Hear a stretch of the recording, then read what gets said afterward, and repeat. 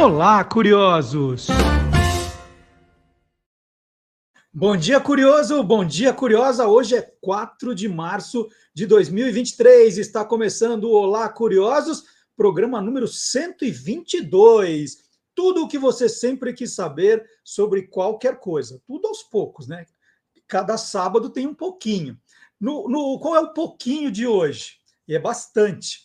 Confira os destaques do Olá, curiosos, deste sábado. Os 50 maiores shows de todos os tempos. Vai ter rock aqui, bebê. A origem do Dia Internacional da Mulher. A gente já faz a comemoração hoje. E a polêmica sobre a linguagem neutra. E aí vai sair faísca, hein? Isso com o professor Dionísio da Silva. Os maiores ratos do planeta. E eu estou falando do reino animal, gente, com o biólogo Guilherme Domenichelli. E tem também assunto atualíssimo: os podcasts na era da inteligência artificial. Tudo isso e muito mais no Olá Curiosos, que está começando.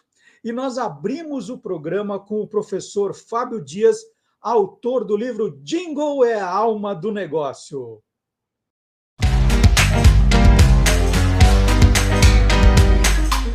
Clube do Jingle. Bom dia, Fábio. Bom dia, Marcelo. Tudo bem? Tudo bom. Fábio, a gente usa a expressão, né? Isso aqui vai acabar em pizza. No caso do Olá Curiosos de hoje, esse programa vai começar em pizza, não é isso? É verdade. E olha, eu trouxe hoje um jingle do final dos anos 50, que era uma época que não tinha tanta pizzaria como tem hoje. Hoje, em cada esquina, a gente tem uma pizzaria, né? E naquela época... eu nasci na época certa, então. Nós nascemos na época certa, né? Hoje está bem mais fácil comer uma pizza, forno a lenha e tal, mas naquela época não tinha muito disso. E assim como hoje, quando a gente quer fazer um bolo de uma maneira prática e tal, a gente compra aquele bolo de caixinha, né? Naquela época existia pizza de caixinha. Sabia disso, Marcelo? Então, se eu não me engano, existe isso ainda, né? Não sabia que era tão antigo. Eu achei que era novidade. Eu acho que ainda tem.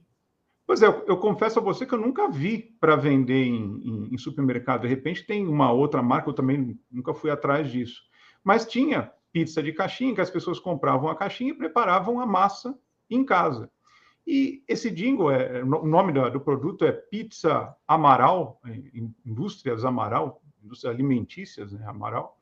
E assim, o curioso do jingle é a maneira como ele foi não só interpretado, que era uma tarantela italiana, tal, uma família, mas assim, o caráter folclórico da família. Vocês vão ver no comercial como uma coisa assim, acaba fugindo um pouco do padrão que a gente está habituado, até mesmo porque a gente via nos anos 50. Quando você fala de anos 50, e eu lembro, tanto com você, com os jingles, como eu fazia com o Magalhães Júnior, no Quem Te Viu, Quem TV, quando a gente falava de publicidade, quando a gente pegava esse final dos anos 1950, as animações, obviamente, eram um pouco mais toscas, né? É assim nesse jingle também? Só para ir preparando o espírito de quem está acompanhando o programa? Não, sem dúvida, as animações eram o que a tecnologia, né, permitia na época. Mas o curioso é que esse comercial não é em animação, ele é live action, são atores. Né? São atores. E assim, até tem uma discrepância na faixa etária, porque você vê que são dois jovens ali, os filhos, dois adolescentes ou pré-adolescentes, e assim, os pais parecem muito mais velhos, estão mais para avós do que pais, mas são atores. E assim, tem umas faltas de cuidado na produção, por exemplo, quando a senhora tira a pizza do forno, ninguém coloca a mão na pizza, aquilo lá está queimando, e ela numa boa, sem preocupação nenhuma, né? Aí ela mostra assim a pizza, a azeitona parece que está colada, não cai assim a azeitona na mussarela, né? Então, uns cuidados de produção que não tinha, mas não é animação, não. Fica mais interessante ainda porque é live action o negócio. E Fábio, esses comerciais mais antigos, a ficha técnica dá para descobrir, para encontrar? Eu não consegui descobrir. Pelo jeitão, assim, na produção, me parece que é uma produção feita no Rio. Acho que até mesmo pela origem do anunciante, né? Não parece, assim, ser de São Paulo. Inclusive o jingle, né? Não tem característica do pessoal que produzia jingle naquela época em São Paulo. Mas eu estou falando, assim, totalmente um palpite, não tenho certeza, só um chutômetro, né? Pelo que a gente já ouviu, pelo que a gente já conhece. Bom, e fica também o pedido que a gente faz, que a ideia quando a gente coloca esse vídeo na internet é que as pessoas muita gente vai conhecer a pizza Amaral, né? A pizza em caixinha Amaral. Mas tem gente que pode ter uma lembrança, falando assim, nossa, meu pai trabalhou nisso, minha tia comprava. Então, gente, usem os comentários para enriquecer essa pesquisa, né? A nossa ideia sempre é de fazer uma pesquisa colaborativa. Isso tem funcionado bastante no nosso canal, de gente que fala, puxa, eu trabalhei aqui, eu lembro disso, né? E vai funcionar, né, Fábio? Eu não sei se no Clube do Jingle trazem essas informações para você, mas olha, muita pesquisa eu consegui aumentar por causa dos comentários nos vídeos. Sem dúvida. Muita gente me dá a informação que eu não tinha. Eu falo, ó, quem está cantando aqui é minha tia, que estava cantando esse jingle e tal. E até mesmo no caso desse tipo de produto, às vezes quem consumia, né? Às vezes tinha gente que comia isso e lembrava que tinha em casa e tal, e pode ajudar. Ah, eu me lembro, isso aí passou na TV, ou então tinha um outro modelo, tinha um outro formato. Legal, sempre Muito ajuda. legal. No Clube do Jingle também acontece isso. Muito bacana, hein? E a gente, quem gosta de jingles, esse é o livro do professor Fábio Dias. Jingle é a alma do negócio, que tem muita história dos jinglistas, dos jingles, e vem acompanhado também de um CD que tem mais de 150 jingles. E agora a pizza já está pronta, a gente só estava fazendo, enrolando um pouco para a pizza ficar Esperando pronta. assar? Agora ela está assadinha e nós vamos servir. Nós vamos mostrar, então, o comercial da Pizza Amaral. Agradecer o Fábio. Semana que vem está aqui, né, Fábio? Estou de volta semana que vem. É isso. Então, até a semana que vem, Fábio. E agora é hora da Pizza Amaral. Faça em casa uma boa pizza, faça em casa uma pizza bela. Dia de canela, branco, mussarela, com a massa de pizza Amaral. A massa de pizza Amaral, genuína massa italiana, é de preparo simples e ultra rápido. Lá em casa é uma alegria, faço pizza todo dia. Pela metade do preço de uma pizza comum, faça também em sua casa a mais deliciosa pizza com massa de pizza dos alimentos selecionados Amaral. Que bela pizza você pode fazer igual, com a massa de pizza Amaral. E agora, aqui no Olá Curiosos, curiosidades do reino animal com o criador do canal Animal TV, o biólogo Guilherme Domenichelli, autor de vários livros também.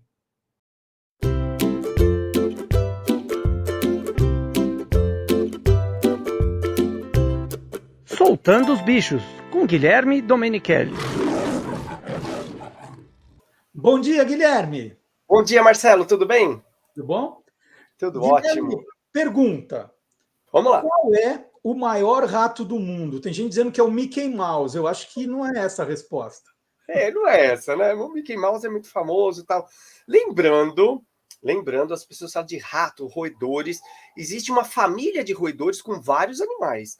Aliás, entre os mamíferos, os roedores e os quirópteros. Sabe o que é quiróptero, Marcelo? Não. Morcegos, para quem não sabe, morcegos são os grupos, assim, as famílias de mamíferos, não de aves, de insetos, né, mas de mamíferos que tem mais espécies, bem diversificado assim, em espécies. De morcegos são 1.100 espécies diferentes, né, no mundo todo. E entre roedores também, então desde ratos, que a gente vai falar hoje, esquilos, pacas, cutias, ratão do banhado, castores, e o maior de todos que é a capivara. Mas aí tem um grupinho dentro dos roedores que são dos ratos, também com muitos bichos diferentes. No Brasil, nós temos vários tipos de rato?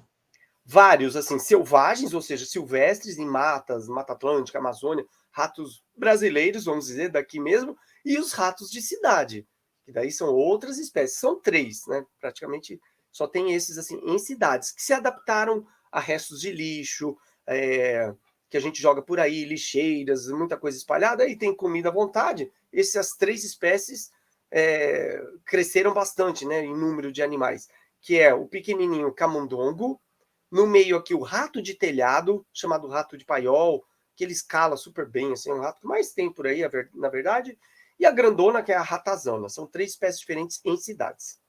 Fala um pouquinho assim, rapidamente de cada um, assim. Camundongo, pequenininho. O pequenininho camundongo, nenhum deles são brasileiros, eles vieram de outros lugares, né, da Europa principalmente, né, em navios, desde a época da colonização. Os de mata, como eu falei, aí sim são brasileiros, nativos que nós falamos. O pequenininho camundongo, ele vive geralmente num raio pequeno, assim, de vida, né, onde ele busca comida. Às vezes numa despensa de uma casa, de uma padaria, de um supermercado, onde tem alimento farto ali. Então, nesse raio, ele vai de 5 metros, mais ou menos, procurando comida e guardando ali na sua casinha e tal. São os pequenininhos, que tem de laboratório também, aquele branquinho bem pequeno. Aí tem o rato de telhado que eu falei, que é o que escala super bem. A gente vem em cima de telhado, em árvores, em poste. Ele vai super bem e ele é mais adaptável à cidade, assim. Procura comida também, mas ele anda muito mais. E a ratazana grandona, com aquela cauda grandona, bicho que não escala, é mais de chão, de galerias, bueiros. Essa também procura comida assim, em lixeiras, em esgoto, às vezes tal. E essa é mais de chão e a maior zona, né? E eu comecei te perguntando qual é o maior rato do mundo. É a ratazana? Não, está entre elas, mas tem uma espécie chamada rato de bambu, que é africano, que ele é enorme. E esse bicho aí foi usado há um tempo atrás como animal de estimação. Em alguns países, Estados Unidos, por exemplo, tem um ratão de estimação. Tem até uma coleirinha que vende para ele assim de corpo, né? Aquela igual de cachorro pequeno. As pessoas andavam com esse ratão pela cidade. Imagina só o gosto, né? Mas tudo bem, é um bicho bacana também. O rato de bambu pode ficar muito grande. E segundo dizem, alguns escaparam, aquela coisa toda que acontece, principalmente nos Estados Unidos, e estão reproduzindo aí nas galerias, esgotos e tal. E é um rato enorme. A gente associa muito o rato à coisa de doenças, né? A gente fala Sim. assim, nossa, transmissor de doença, é perigoso. Leptospirose. Exatamente, né? Ainda mais em lugares que tem inundação, né? Isso. E como é que E é é essa verdade. questão E é do rato? verdade, Marcelo, mesmo o ratinho, a gente fala, o rato de esgoto, ou esse cinza, ou o rato de bambu, que eu falei grandão, que aliás nos Estados Unidos já estava sendo chamado de ratzilla. Ele pode transmitir doença? Pode. Se eu pegar um rato branquinho de laboratório, porque eles ficam bem mansos, são bichos muito inteligentes. O camundongo nem tanto, ele morde muito, tá? Mas o rato maiorzinho, o rato de telhado, tal, que é criado em laboratório e vendido em pet shop, ele é branquinho, bonitinho, malhadinho e tal. Ele não vai pegar doença. Não, se eu soltar em galeria, em esgoto, ele vai se adaptar, andar nesses lugares sujos, poluídos e pode se contaminar. Leptospirose é uma doença que ele pode transmitir. Então não é questão da... E se eu pegar um ratinho de esgoto e ver que não tem doença nenhuma, um filhote, criei e tal, vai ficar mansinho, igual o ratatouille, lá não vai ter problema nenhum, vai transmitir doença, né? Então não é porque ele transmite doença, se ele estiver contaminado. Agora, você está falando do Ratzilla, né, que é o maior rato do mundo, esse rato bambu. Você está falando, ele foi usado como pet, como animal de estimação nos Estados Unidos, tal, né? Mas na vida selvagem, ele não é um bicho perigoso. Pensando assim, se você encontrar com um desse em algum lugar, o que acontece? O rato, vem e te ataca no pescoço. Não! Por exemplo, o ratão do banhado, que não é bem dos ratos, que tem no Brasil aqui, né? Ele é nativo do Rio Grande do Sul. Só que o bicho mais de água, tem aquela membrana entre os dedinhos, né? Igual um pato, membrana interdigital, parece mais um castor, só que tem a cauda fina e não achatada igual o castor. Pode atacar uma pessoa, ou um ratzilla desse daí? Pode. Se ele se sentir acuado, atacado, ele vai vir para cima. Isso qualquer animal faz. Às vezes o animal doméstico, um cachorro dentro do quintal, você vai pegar e está assustado, pode morder. Então não é que a pessoa vai andar fazendo uma trilha na mata, o rato vem correndo, te ataca. Isso é coisa de filme Anaconda, aquelas coisas assim, né? Filme B. Aí sim, mas não tem perigo, né? Se você vê um na mata, geralmente os animais fogem, né? Agora, um contaminado de esgoto, você encontrar por aí uma ratazana e ela coada, ela pode morder sim. E tem dentes grandes, incisivos, né? Grandes que pode machucar uma pessoa e transmitir doença, né? E o que a gente faz, né? Vamos prestar serviço também. Se um rato me morde, o que eu faço? Eu tenho que tomar uma vacina antirrábica, é isso? Primeira coisa, né? Primeiro, mordeu. Primeira ação é lavar ali o ferimento com água e sabão. Água corrente e sabão. Sabão de lavar roupa mesmo. Depois procurar o hospital. vou passar aqui um curativo, não, procure hospital sempre, porque vai tomar vacina, antirrábica, primeira, tetânica, tudo isso, para ter um acompanhamento médico. A pessoa não pode... Isso com outros animais também, um cachorro, um gato mordeu, tem que procurar. Eu já tomei mordida do lagarto que eu tenho aqui de estimação, ou de cobra, a gente tem que procurar um médico. No meu caso, como eu lido com animais, eu já tenho a vacina antirrábica que eu tomo e tem o período dela, né, ativa no meu organismo, né, como eu lido com animais, zoológicos, essas coisas todas. Mas a pessoa tem que procurar sempre o médico. E lavar, a primeira coisa é lavar com água corrente e sabão. Aí, as explicações do biólogo Guilherme. Fala. O peso do rato bambu, esquecemos de falar, chega até 5 quilos. O rato é maior que um gato. Então, 5 quilos do rato bambu é um bicho enorme. Imagina a pessoa passeando com uma coleirinha no Central Park lá com um rato de 5 quilos, né? Ia chamar atenção pra caramba. No Brasil não tem, mas a pessoa pode ter um rato aqui no Brasil comprando o rato em pet shop, limpinho, com procedência tal, que ele é um bicho muito inteligente. Não vive muito tempo, isso é ruim de ter um animal desse de estimação, porque ele vai morrer em 4 anos, 5 anos, né? Diferente de cães, que vivem mais de 15. Mas é um bicho legal também, bem inteligente. Tô vendo a cena de um rato, achando que o gato vindo para pegar o rato, ver o rato desse tamanho, desse negócio cômico, né? Nossa, o gato sai correndo, né? E lembrando sempre que o Guilherme é autor de Gigantes do Passado, né, junto com Ariel Milani Martini, os mamíferos que viveram no Brasil durante a Idade do Gelo e seus parentes atuais. Então, na Idade do Gelo, o rato não tinha aqui, eles vieram depois, né?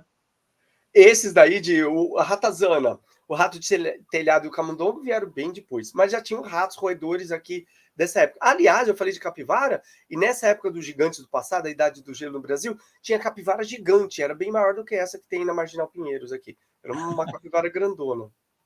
Então, aí na descrição do vídeo, aqui se você está assistindo no YouTube, no Facebook, no Spotify, no Deezer, na descrição do vídeo tem o link direto para quem quiser o livro do Guilherme e do Ariel. Semana que vem, tá de volta aqui, né, Guilherme? Beleza, estamos de volta com mais curiosidades da vida animal. Então, até semana que vem. Obrigado, Guilherme. Tchau. Valeu, Marcelo.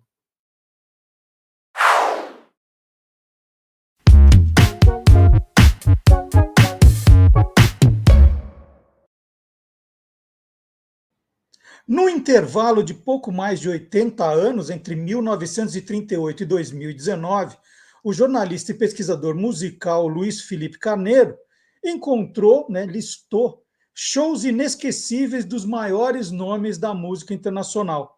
O projeto começou a tomar corpo dentro do canal de Luiz Felipe, o Alta Fidelidade, até se transformar no livraço Os 50 Maiores Shows da História da Música, lançado pela editora Belas Letras. E eu falei do intervalo porque Luiz foi buscar um show espetacular em 1938, Robert Johnson no Mississippi, que tem uma história fantástica. Eu vou começar com ela. Bom dia, Luiz. Bom dia, Marcelo. Maior prazer estar aqui. Você sabe que eu sou teu fã desde pequenininho, quando comprei o Guia dos Curiosos, depois de ver uma entrevista sua no Jô Soares. Minha mãe me levou no dia seguinte no Barra Shopping, aqui no Rio, para comprar o livro. Quando eu lancei o livro, a primeira edição do Rock in Rio, 12 anos... Isso! Eu 12 tenho. anos. A melhor entrevista foi para você, e eu fiquei impressionado com a quantidade de gente que escutou aquilo. Depois, assim, todo mundo me ligando, eu estava na estrada viajando, era um sábado de manhã, falando, eu vi sua entrevista com o Marcelo, então é o maior prazer estar aqui contigo. Você foi tão gentil que eu vou fazer de conta que quando você falou que comprou meu livro, quando você era criança... não quer dizer, não, eu era uma criança de uns 20 anos. Bom. Melhorou. Bom, mas eu adoro o trabalho do Luiz Felipe, né, no canal Alta Fidelidade, ele já me deu a honra de me entrevistar. Eu tenho aqui o livro do Rock in Rio. Se você vai ver, ele já está até um pouco desgastado de tanto que eu pesquisei. Tá vendo aqui? Tem umas páginas soltando, eu tenho que tomar o maior cuidado de tanto que eu vi o seu trabalho. E esse livro agora, Luiz, eu peguei no final de semana passado para ver com cuidado, né? Para ver as melhores histórias, para perguntar para você. Me surpreendeu muito. Porque, além do show, né, o show é um mote para você falar da carreira, do álbum daquele artista, de contar curiosidades. E eu né, falei assim, bom, vai ser meio óbvio começar com o primeiro, mas a história da morte do Robert Johnson já me impressionou. Falei, uau, esse livro promete. Conta um pouquinho só da tua ideia de começar com esse show. Porque fazer uma lista, ao mesmo tempo que é muito prazeroso, né? Isso daí desde criança eu faço quando eu gravava fitinha cassete para mim, para os amigos. É uma coisa dolorosa, né? Porque a lista, você começa a digitar, e aí é legal, até o momento que você vê que você tem 150 shows e só pode incluir 50, né? Inicialmente eram até 35 no canal. Mas eu quis estabelecer esse marco, né, de colocar o primeiro show, esse do Robert Johnson, pela importância dele. É impressionante, você escuta um show do Eric Clapton, alguma coisa, tem lá um Robert Johnson em algum momento, né, aquele cara que realmente ficou, a obra muito curta, acho que cabem 2 CDs, que é a caixa que existe dele com a obra completa, mas ao mesmo tempo influenciou muita gente. Então eu escolhi o Robert Johnson para começar por causa disso, pela influência dele, né? E também, logicamente, porque a história, apesar de trágica, é saborosa, né? A história do Robert Johnson, porque tem toda aquela ligação dele, da encruzilhada, de um suposto pacto com o demônio que ele fez para tocar o violão que ele toca, né?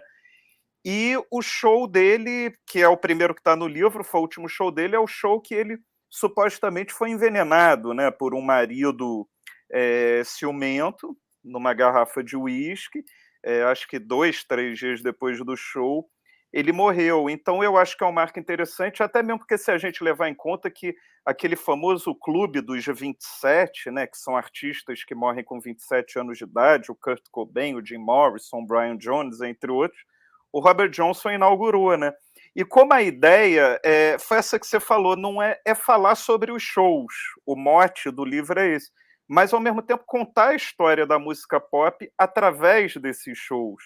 Então, esse show, esse texto sobre o Robert Johnson já tem todos esses ingredientes, né? Já tem morte, tem Clube dos 27, tem um grande artista. Então, eu acho que foi um marco inicial interessante. Luiz, eu sempre ouvi as histórias, né, do Calbi Peixoto, que ele já deixava o terno com a linha mais desalinhavada ali, que era para facilitar as fãs rasgando. Depois a gente viu o marketing do Vando, mais recente, com as fãs jogando calcinhas no palco. Aí eu leio o teu livro, 1944, tudo isso já tinha no show do Frank Sinatra, né? Pois na série original no canal, que eram 35 shows, não tinha sido Frank Sinatra, porque eu queria focar mais no rock. Só que no livro eu falei, não, é música pop, tanto que tem Madonna também. E o Frank Sinatra, apesar de muita gente, principalmente o pessoal mais novo, olhar ele como um cara meio careta, que canta música para os nossos avós, tudo, New York, New York. Não é isso, ele foi o primeiro ídolo pop da história da música. E quem me convenceu disso foi um cara que eu admiro muito, que é uma referência minha, que é o André Barcinski, né? Um dia eu assisti um curso dele na pandemia sobre a história da música pop, eu falei, caramba, Frank Sinatra, né? E ele falou sobre esse show, até perguntei na aula, qual o grande show do Frank Sinatra que, enfim, mostre quem é o Frank Sinatra, ele citou esse, eu falei, bom, tem que ter. E é exatamente isso, né? Porque esse livro, esse show, esse texto mostra uma outra coisa diferente do Robert Johnson, mostra exatamente como funcionava a engrenagem sei lá, falar do Star System, de repente uma coisa meio de Hollywood, que o Frank Sinatra participou também, né? Na música pop. Então tinha isso de garota, os caras colocaram uma ambulância na porta do teatro, sabe? Simular, pagar eventualmente para umas garotas simularem lá um desmaio, né? E tudo isso acontecendo no show do Frank Sinatra. Então, foi o que você falou, né? O cara que supostamente canta para os nossos avós, que é meio careta, entre aspas, que de careta ele não tinha nada, aliás, ele foi um precursor de tudo que a gente vê hoje, né? Quando essas boy bands vêm para cá, esses grandes artistas, até do K-pop, né? Que faz um sucesso danado, isso tem um pouco de Frank Sinatra. Então vamos falar, você falou que o livro é de música pop, mas qual foi o primeiro show de rock, então, que você traz no livro? Eu vou até pegar aqui o livro, porque é tanto show. Você vê, ele começa com Robert Johnson, né, que é blues, é rock, é blues, tem Frank Sinatra. O primeiro, assim, tem o Moondog Coronation Ball, que é um show muito interessante que eu aproveito para contar a história do Alan Freed, que é um radialista que foi o inventor da expressão rock and roll, né? E foi um show muito louco, porque foi um show que, apesar dele estar no livro, ele meio que não aconteceu, porque com 3 músicas já não tinha mais condição de ter o show. Foi lá em Cleveland, tanto que Cleveland hoje é a cidade que tem o museu do rock, né? A sede do Rock and Roll Music Hall, né? O Hall da Fama do Rock. Então, foi no dia 21 de março de 52. O show só teve uma música, né? Porque eles não venderam, houve um vazamento lá de ingresso, então tinha muita gente do lado de fora que não entrou, lá dentro estava lotado. Então, começou um quebra-quebra, as pessoas que não conseguiam entrar, e os bombeiros tiveram que lançar jatos d'água, né? Então é mais uma coisa, porque outro dia eu estava pesquisando na internet sobre esse show, quando eu estava escrevendo sobre o livro, estava pesquisando fotos, né? Porque às vezes uma foto te dá mais informação do que um livro inteiro. E é muito engraçado que as pessoas, tinha gente vestido de terno, as moças com um vestido longo, né? Então, voltando ao negócio do Frank Sinatra, a gente olhando hoje, pode ser uma coisa meio careta, que aconteceu em 1952, mas, ao mesmo tempo, é o que acontece volta e meia. Acontece hoje, né, essas confusões em show de gente que não consegue entrar. Eu acho que todo mundo que gosta de rock já passou, inclusive, por uma situação dessas.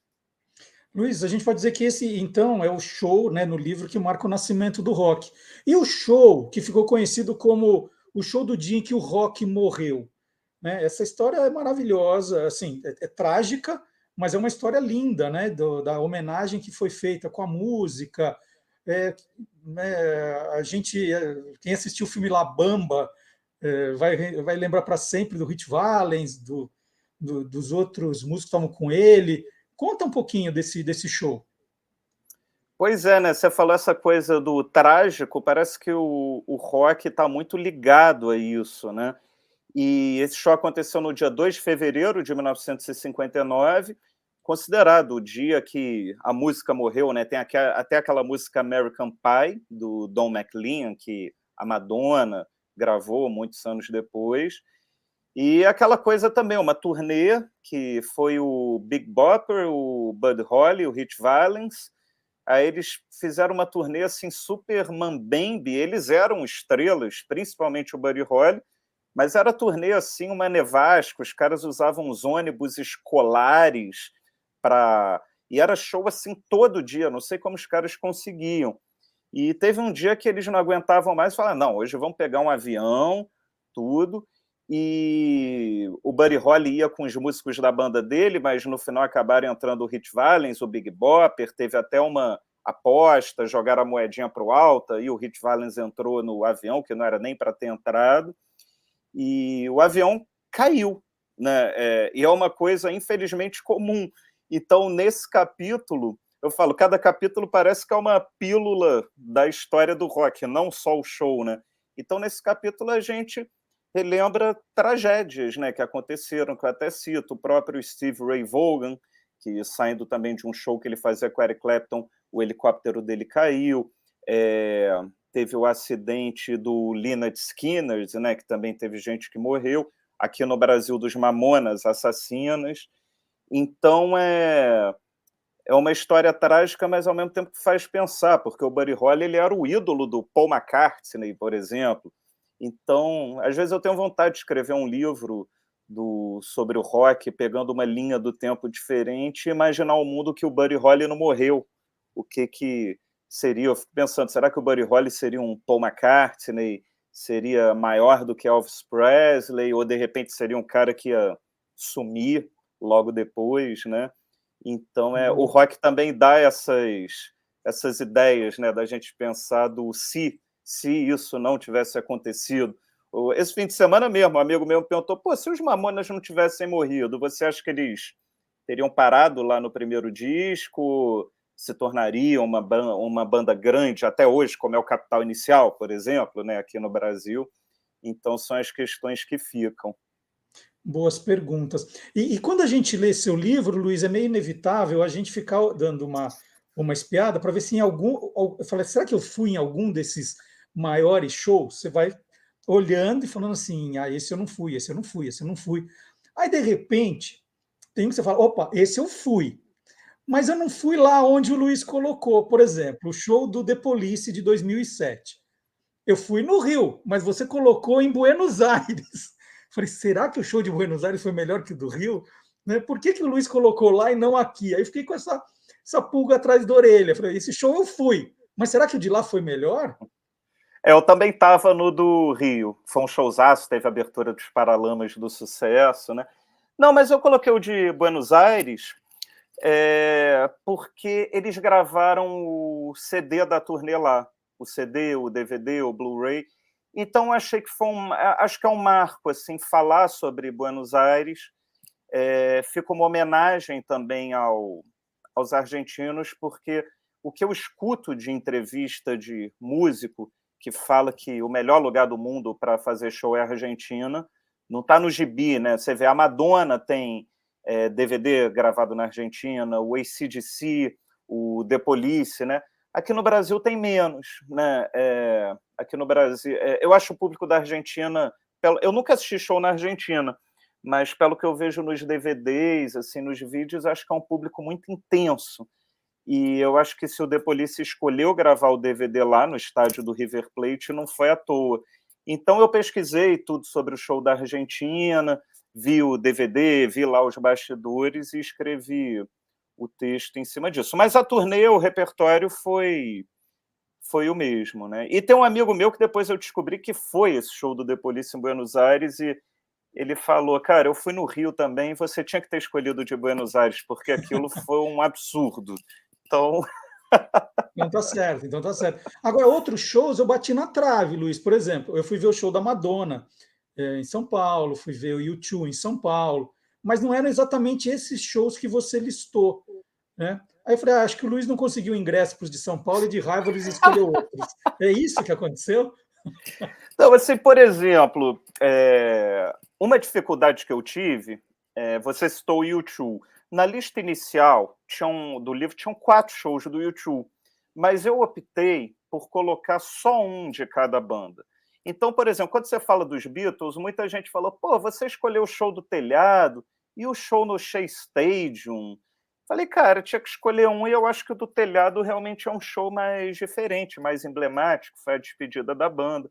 O do U2 é a mesma coisa, acho que se eu fosse pelo lado pessoal, eu ia escolher o Atom Baby, que é um show que eu não vi ao vivo, mas que eu adoro. E dos que eu vi ao vivo, eu adoro o Pop Mart, a última turnê deles, que eu vi em Las Vegas, o Songs of Experience. Mas o show do Under a Blood Red Sky foi um marco, né? Aquele show eu considero, eu e os fãs do U2, né, considero o show que o U2 se tornou U2, que foi gravado um vídeo, aquelas cenas clássicas da tempestade lá em Red Rocks, o Bono com a bandeira branca em cima de uma pedra. Então, eu escolhi muito assim, marco para a banda. Essas grandes bandas, todas elas têm um show, uma turnê que foi um marco, né? E a Madonna a mesma coisa, porque você pega lá Blonde Ambition, que foi o show que eu escolhi, né? Aqui no Brasil foi a turnê seguinte, foi do Erótica, e também teve a do Stick and Sweet, alguns anos depois. Eu vi as duas, inclusive no Maracanã. Essa Blonde Ambition eu acho bacana porque foi a primeira turnê de música pop que teve aquele conceito que hoje todo mundo segue. a Rihanna, a Beyoncé, a Katy Perry, de dividir o show em blocos temáticos, com cenários diferentes, com figurinos diferentes. Em 1990, a nossa Madonna estava fazendo isso, né? Então, eu acho que como essa turnê da Blonde Ambition foi um marco na carreira dela, eu optei por incluir esse show. Mas com dor no coração, adoraria ter incluído o show da Erótica, por exemplo, que foi a primeira vez que eu vi a Madonna ao vivo. Você deve ter feito a conta dos 50, quantos você viu, Luiz? É que tá, muita gente me pergunta, e quando eu digo que eu só vi um, as pessoas ficam decepcionadíssimas, porque elas acham que eu vi 200 shows do livro, mais do que os 50, mas isso é impossível, porque eu teria que ter mais de 100 anos para ver todos, e, pô, é lógico, eu não estava em Woodstock, o Rock in Rio de 85 eu queria ter ido, mas eu tinha 5 anos, eu não estava lá no show da despedida da The Band, nem sonhava em nascer, mas eu vi um show que realmente foi especial, inclusive fez 10 anos outro dia, que é o 12-12-12, o The Concert for Sandy Relief, que aconteceu em Nova York por causa de um furacão que teve lá, o Sandy, e por acaso, eu estava com uma viagem marcada para lá, eu ia assistir um show dos Rolling Stones, e tinha um outro show, eu fui para assistir Rolling Stones e um outro show, e quando eu vi do nada, surgiu esse show, e realmente eu acho que foi o show mais importante que eu vi na minha vida, porque você juntar na mesma noite Paul McCartney,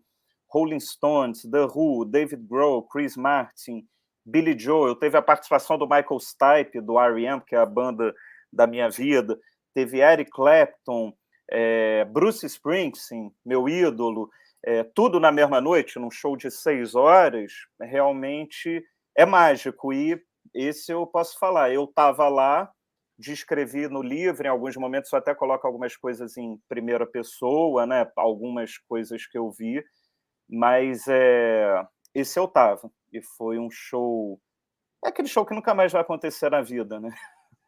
E você cita outros, né, desses shows beneficentes ou tributos, né? Tem o Live Aid de 85, que era a questão da fome na África, né? Isso. Tinha o The Concert for Bangladesh, de 71, que você coloca também. Tinha um tributo ao Freddie Mercury, também um tremendo show, de 92, em Wembley. Esses shows são importantes, né? Esses são shows inesquecíveis mesmo. Eles não podiam ficar de fora, né? Pois é, eu adoro esses shows, porque também para o livro é uma forma de roubar, entre aspas, porque você coloca o Live Aid, você pode falar sobre 30 artistas maravilhosos que, de repente, não tem como colocar no livro, né? Muita gente fala, pô, você não colocou um show do Iron Maiden no livro? Como assim? Não, mas tem um Iron Maiden no Rock in Rio, que é um dos shows mais emblemáticos da história da banda, né? Aí tem gente que reclama, pô, você não colocou um show do Queen no livro? Pô, o Queen tem 3 shows, tem Rock in Rio, tem Live Aid e tem o concerto, o tributo a Freddie Mercury, né? E, ao mesmo tempo, esses shows são importantíssimos, porque mostra o Concert for Bangladesh, foi o primeiro show de rock, da música pop, beneficente, né? E depois, até hoje, você tem vários shows beneficentes, e às vezes a questão não é nem só a grana, às vezes é a conscientização, né? Por exemplo, no tributo a Freddie Mercury, o George Michael fez um discurso lindíssimo, falando assim, pô, se você é uma pessoa que tem preconceito, se você acha que só pessoas homossexuais podem pegar o vírus da AIDS, talvez você esteja muito propenso a entrar nessa lista, né? Ou seja, você abre a cabeça das pessoas, às vezes o George Michael mandando uma mensagem dessa, provavelmente ele salvou algumas vidas, né? O David Bowie rezando o Pai Nosso ajoelhado no estádio de Wembley, durante o tributo a Freddie Mercury, e o próprio Rock in Rio. Eu escrevi o livro sobre o Rock in Rio, mas eu aproveitei para fazer um apanhadão aqui em 7 páginas da primeira edição, porque vale a pena, né? Não é um show exclusivo de um artista, mas tem muita história para se contar em cada um desses concertos. Luiz, eu falei que a gente olha, tentando procurar algum show que a gente tenha visto, e a gente termina a leitura dizendo assim, eu gostaria de ter ido nesse show. No meu caso, um que quando eu vi, eu falei, nossa, tem muitos, né? O tributo ao Freddie Mercury é um show maravilhoso, gostaria de ter ido. Um show do Frank Sinatra, eu nunca fui, gostaria de ter ido, não precisa nem ser de 1944, que eu não ia ter nascido, mas queria ter visto. Uma vez, numa viagem para Washington, eu dei sorte de chegar na cidade, estava tendo um show do Michael Bublé. Quando o Michael Bublé não era tão Michael Bublé como é hoje, né? Que virou um astro internacional. E foi um show espetacular. Então, às vezes, eu dava sorte assim também de chegar numa cidade e pegar um show. Eu assisti um show do Barry Manilow, pra você ter uma ideia. Eu ia falar isso. O Barry Manilow, assim, eu era com certeza o mais novo de lá. E ó, que eu não era tão novo assim. Mas é um show bonito, né? É um show cuidado, que eles têm muito cuidado nos cenários, no texto. Então, assim, eu vi alguns shows divertidos. Mas olhando o teu livro, falei assim, bom, deixa eu eleger um que fala, eu gostaria de estar lá. E eu vou te dizer, e depois eu quero saber o seu. Eu queria muito estar entre Woodstock, com certeza, Elvis Presley, mas eu vou sair do óbvio. Eu queria muito estar no show dos 25 anos da Motown. Deve ter sido um show espetacular, pelo que eu li no teu livro. Então, fala um pouquinho desse show e me conta, né, quando você terminou, se você tivesse que escolher qual show que você queria estar? Olha, esse show da Motown, né, é aquilo, eu tinha que colocar um show do Michael Jackson, poderia ter colocado vários, o Bad, que ele fez 20 datas em Wembley e tudo, mas esse show da Motown é impressionante. Eu tinha o DVD aqui em casa, e por algum motivo ele estava há uns 10 anos lacrado. Eu nunca me interessei em assistir, era um show muito longo, tudo. E aí, quando veio a ideia do livro, eu falei, cara, eu vou ver aquele DVD porque acho que esse show pode ser o show. Já tinham me falado dele. E eu vou te falar, foi o único texto que, quando eu terminei de escrever, eu chorei, sabe? Porque eu falei, nossa, mãe, era assim, um texto que eu nem esperava tanto, eu nem sabia se ia entrar esse show. E é muito emocionante aquela história toda que a Diana Ross não ia participar e, de repente, ela aparece do nada. O próprio Michael Jackson não queria participar, porque o Berry Gordy, né, ele era um cara muito casca grossa, pulso firme lá, então ele brigava com muita gente. Mas eu acho que isso mostra que o poder da música mesmo, porque hoje a gente lê tanto livro, tanta biografia de artista, que eu passo até mal, porque é muito rancor. O cara parece que esquece de celebrar a música dele, a obra, para ficar falando mal de um empresário de 40 anos atrás, ou então de um crítico musical que nem está mais vivo, né? E eu acho que esse show ele mostra o poder da música, né? A celebração. Inclusive, uma curiosidade, há uns 6 anos eu estava em Nova York e eu fui ver o musical da Motown, que estava passando na Broadway. E eu olhei para o lado, do meu lado estava o Berry Gordy, né? E eu reconhecia, porque eu sou muito ligado nisso, mas ninguém reconheceu. Aí, no final do show, eu fui pedir para ele autografar o meu programinha lá da Playbill, né? E ele autografou, e quando eu vi, assim, se formou uma fila que estava saindo no teatro. Eu fiquei com o maior peso na consciência, mas depois eu vi o sorriso dele no rosto, sendo reconhecido, porque a história era dele, né, que estava sendo contada lá no Motown. Então, realmente me emocionou muito, e escrever esse texto e ver esse vídeo me reconectou totalmente com os artistas da Motown que estavam assim meio que guardados numa gaveta meio esquecida na minha cabeça, né? E quanto ao show que eu mais gostaria de ter ido, essa pergunta já estava respondida antes de eu começar a escrever o livro. Assim, definitivamente é o Rock in Rio de 85. Eu tinha 5 anos de idade quando rolou, eu morava numa cobertura na Barra da Tijuca, no 26º andar, e eu chorei porque eu queria ver o Freddie Mercury e o Cazuza, que eram os meus ídolos. E lógico, não tinha como meu pai me levar, né? Mas eu fiquei assim, porra, queria ter ido. E um dia minha mãe falou, Felipe, eu vou te levar para o Rock in Rio hoje. Eu falei, não, eu não acredito, como assim? Não, vou te levar, vem aqui. Aí ela me levou para a varanda que a gente morava e dava para ver as luzes do Rock in Rio, porque na época a Barra da Tijuca era um deserto. Né, o condomínio que eu morava era o único condomínio na praia da Barra que tinha. Então dava para ver aquela luz saindo de Jacarepaguá. Então eu vi o Rock in Rio dessa forma. Então eu gostaria muito de ter estado lá, assim, e não só ter estado no Rock in Rio, mas de voltar àquela época. Eu sou saudosista mesmo, os anos 80 eram divertidíssimos, né? Então seria o Rock in Rio de 85. Muito bacana. Bom, e além das histórias do livro 50 Maiores Shows da História da Música, da editora Belas Letras, o livro vem também com um encarte maravilhoso dos pôsteres. Fala disso, que é um diferencial incrível do livro. Sim, eu quero mostrar aqui. Difícil é tirar essa, mas eu vou tentando aqui. Quando eu tenho no meu canal, né, eu fiz um vídeo com um amigo meu, que eu sempre faço, o Biofá, que é o Conversa de Eu vou encher a tela para você mostrar melhor. Vamos lá, pode mostrar. Aqui. Olha Esse lá. aqui da Ilha de White. E quando eu fazia eu faço aqui os Rolling Stones na praia de Copacabana. Uhum. Esse aqui, o Monsters of Rock, que foi em Moscou, que tem show do Metallica e do AC/DC. Então tem gente que fala, o teu livro não tem show do Metallica nem do AC/DC. Tem sim, tem esse grande show. Aqui, Woodstock, com o Jimi Hendrix nesse monumento, né, dos soldados americanos. Tem aqui o The Doors, aquele famoso show que o Jim Morrison foi preso.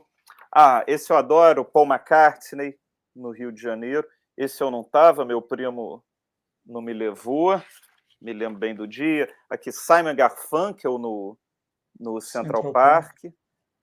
O Jonas ele fez uma brincadeira com Tom e Jerry, aqui a fonte, né, porque o nome inicial do Simon Garfunkel era Tom e Jerry, né, da dupla, porque eles brigavam feito cão e gato, né?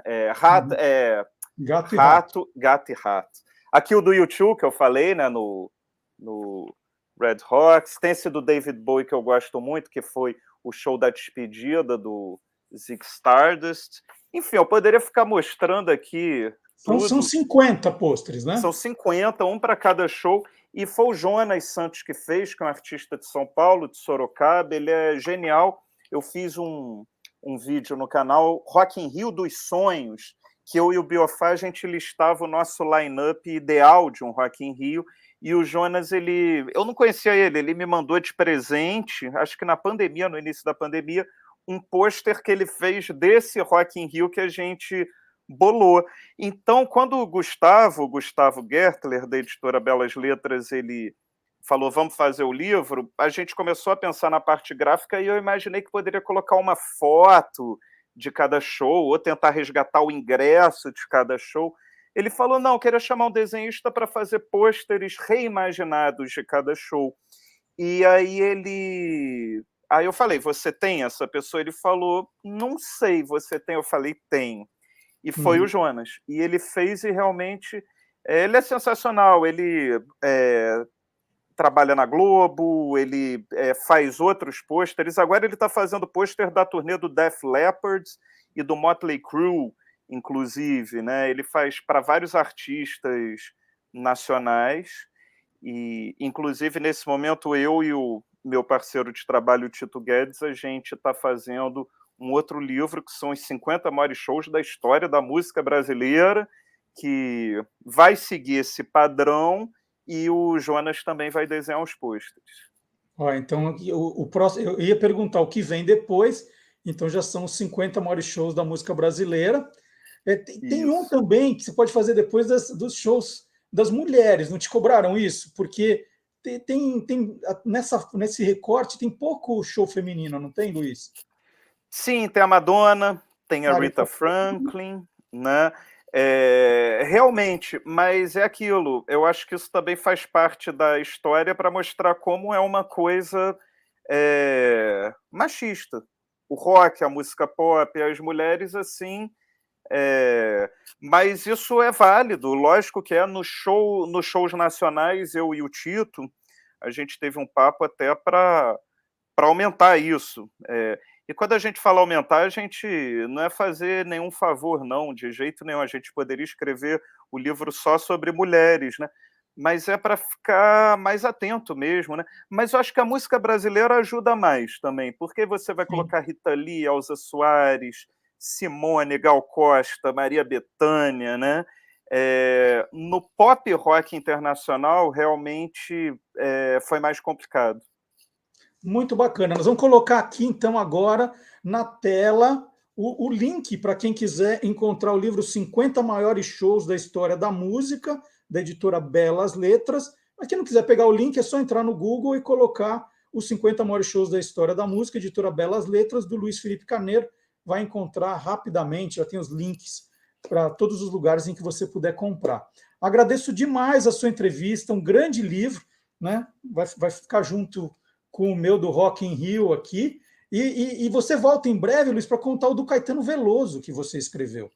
Né? Quando você quiser. Do Caetano Veloso, não é isso? Sim, o do Caetano eu escrevi com o Tito Guedes, que a gente até vai fazer esse, e ficou muito legal. O Caetano, inclusive, em diversos shows eu fui assistir em São Paulo, em dezembro, ele elogiou o livro no palco, sabe, que gostou muito. Quando o livro foi lançado, a gente foi lá entregar na casa dele, a gente ficou 3 horas de papo, a gente fez meio que um Roda Viva com o Caetano, tipo, perguntamos se ele gosta de Bruce Springsteen, por exemplo, sabe, aquelas perguntas que ninguém faz. E quando você quiser, a gente falar contigo é sempre um maior prazer. Essas são as minhas palavras no encerramento aqui. Adorei conversar com o Luiz Felipe Carneiro. Então, logo, logo ele está de volta para a gente falar sobre Caetano Veloso também. Luiz, muito obrigado, parabéns de novo pelo livro. Vou repetir mais uma vez, os 50 maiores shows da história da música, Luiz Felipe Carneiro, da editora Belas Letras. Grande abraço, bom final de semana. Valeu, Marcelo, um abraço. Bom, eu citei na entrevista com o Luiz Felipe alguns shows que eu fui. E eu assim, pegando de cabeça, eu fui em muitos shows, né? Em estádios, em ginásios, em teatros. Eu fui no show da Madonna, como eu falei, do U2, Michael Bublé, Paul McCartney, The Police, eu fui. José Carreiras, eu fui uma vez. Katy Perry com a minha filha, e foi na chácara do Jockey do Clube, em São Paulo, e era num descampado, assim, e todo mundo que estava na nossa frente, os namorados punham as namoradas no ombro. Então, para ver o palco era complicado. Minha filha, criancinha, também fiquei com ela no ombro o show inteiro, gente, e depois que eu tive que tomar remédio para as dores nas costas. Mas o Elton John, nunca tomei tanta chuva na minha vida. Mas teve um show que me marcou bastante, e eu vou explicar por quê. Em 2017, a banda Coldplay veio fazer um show que era a gravação do DVD deles. Eles marcaram a gravação do DVD em São Paulo. O DVD é A Head Full of Dreams, né? Uma cabeça cheia de sonhos. E os shows foram no Allianz Parque, que é perto da minha casa. E os meus filhos mais velhos já tinham ido no show do Coldplay, se não me engano, no ano anterior. E eles insistiram muito que eu deveria ir, né? E eu, filho, mas eu tenho filhos, eu tenho preguiça, né? É muita gente, a gente fica muito tempo em pé, né? Se chove a gente molha, tem que comprar muito tempo antes, é caro, porque eu pago inteira, né? Porque aqui no Brasil tem isso também. Tem tanta gente que usa carteirinha de meia entrada sem ter efetivamente direito, né? Inventaram a coisa de carteirinhas falsas, e que os produtores de show fizeram? Criaram o inteira, que é o preço em dobro, na verdade. Que como a faixa maior é a meia entrada, tem o valor em dobro para quem paga inteira, sem necessidade. Então, para quem paga inteira, os shows ficam muito caros. Bom, mas eles me convenceram, e eu fui no Allianz Parque, e na entrada eles entregam essa espécie de relógio, tem até o nome Coldplay aqui embaixo, deixa eu mostrar. Vamos pegar aqui, acho que não vai dar para mostrar, mas está escrito Coldplay aqui embaixo. E nós colocamos esse relógio, né? É bacana, ó, né? Não marca hora, não marca nada. Mas durante o show, esses relógios são comandados por uma central técnica e eles vão acendendo, eles vão fazendo mosaicos, vão fazendo coisas coloridas. Então o show fica espetacular, o estádio lotado e tudo isso se acendendo. eu fui altamente impactado. Eu nem conhecia direito as músicas do Coldplay, mas eu comecei a me interessar a partir de então. E é um show que eu brinco, né? Com a minha mulher, não foi. Falou, não, Coldplay, não vou, né? A gente tinha acabado de ir no Elton John e foi meio traumático, e tanta chuva que a gente pegou, e são shows cansativos. Eu falo, não vou. E eu brinco com ela, falo, melhor show que eu já vi na minha vida. E aí eu guardei um desses reloginhos, todo mundo ganhava um, todo mundo que entrava ganhava um. E aí eu guardei de recordação. Então, se eu tivesse que escrever os 50 maiores shows da minha história, aí eu colocaria esse com certeza. Eu estou falando da minha história, então vamos continuar falando de história. Nós temos essa semana o Dia Internacional da Mulher e o professor Ward Marques garante que aí tem história.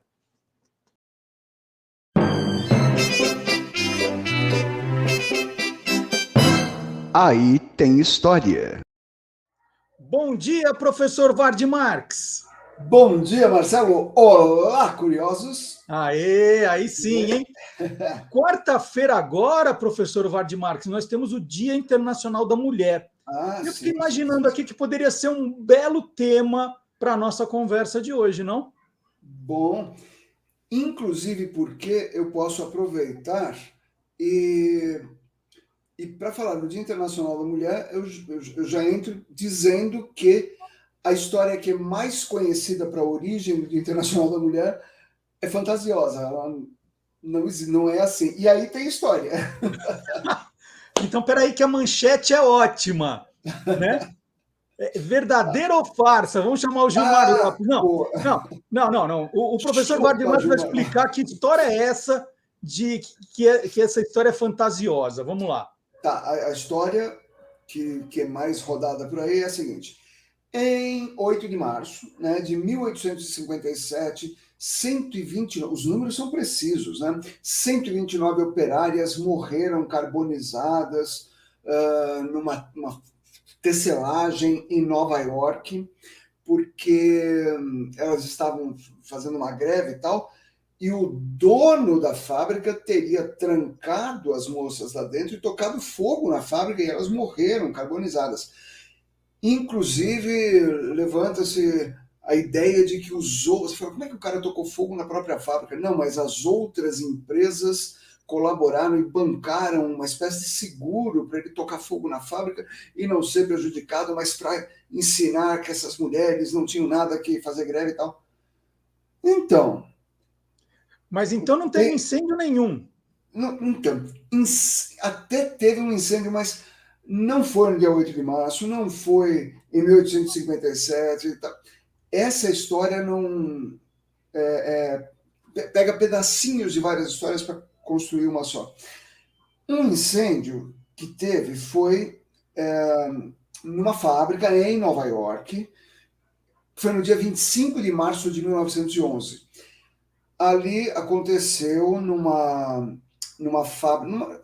Era uma indústria têxtil também, uma fábrica de camisas, e morreram 146 pessoas. Foram 125 mulheres e 21 homens, sendo que a maioria dos mortos era de judeus, né, imigrantes e tal.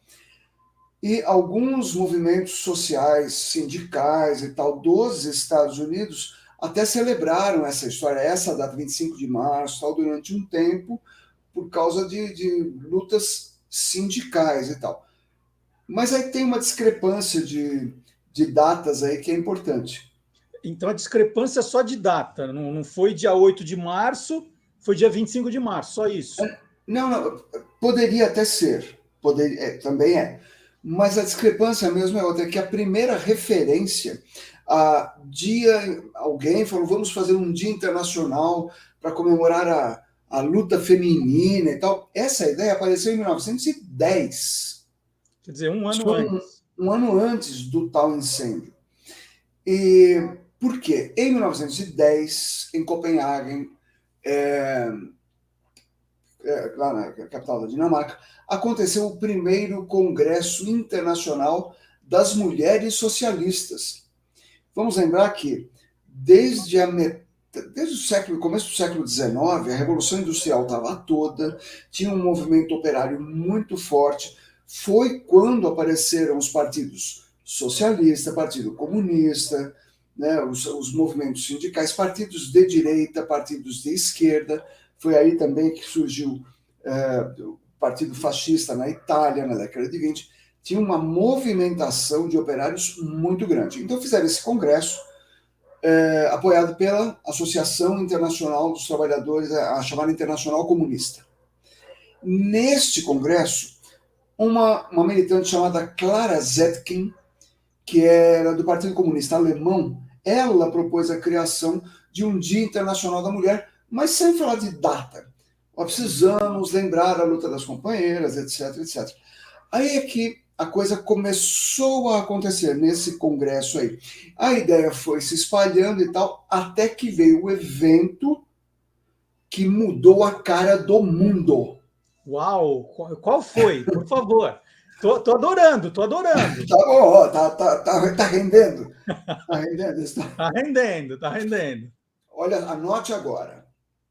No dia 23 de fevereiro de 1917, em Petrogrado, que na época era a capital da Rússia, estava programada uma greve geral e o governo já tinha avisado que a repressão ia ser braba. As coisas na Rússia estavam pegando fogo já fazia alguns anos. A situação do país estava insustentável por razões de política interna, de fome mesmo. Da Primeira Guerra Mundial, que a Rússia entrou meio de otária nessa Primeira Guerra Mundial. E então, a agitação política era enorme. Os operários homens, diante da promessa de derramamento de sangue, quando a gente fala que a repressão ia ser bárbara, não estou falando de cacetete e jato d'água, estou falando de fuzil, preparar a tirar fogo. Uhum. Aí os caras falam, não vamos para a rua, né? Aí adivinha, as operárias, as mulheres operárias, que era um número bem grande, né? Um número bem considerável, as mulheres operárias, trabalhadoras, e as mulheres dos operários, as donas de casa, as mães de família, foram para as ruas. As mulheres foram. Vocês não saem de casa? A gente sai.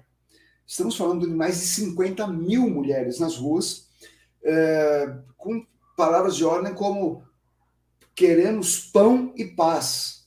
Essas eram as duas grandes reivindicações. Ou tragam nossos homens de volta das trincheiras, porque tinha muito filho, muito marido e tal, que estava morrendo numa guerra que não tinha nada a ver com eles.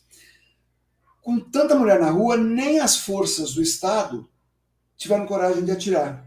Aí os homens se animaram e foram para as ruas também. E esse foi o estopim da Revolução Russa, que mudou o mundo.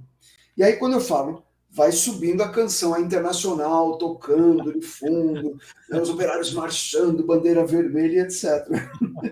Bom, mas eu tô um pouco confuso, porque você falou de 23 de fevereiro agora. E esse 8 de março, por favor? E esse 8 de março? Olha, eu não menti e não me confundi.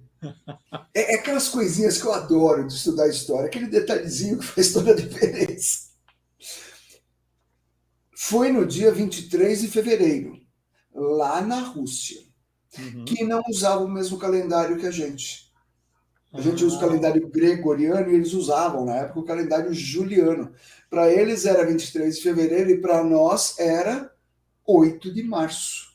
Olha só. Aí, porque neste ano de 1917, tivemos duas revoluções na Rússia. A Revolução de fevereiro para eles e março para a gente, né? Que derrubou o imperador, né? O czar foi derrubado e tal. E a Revolução de Outubro, que aí ela implantou a República Soviética, né?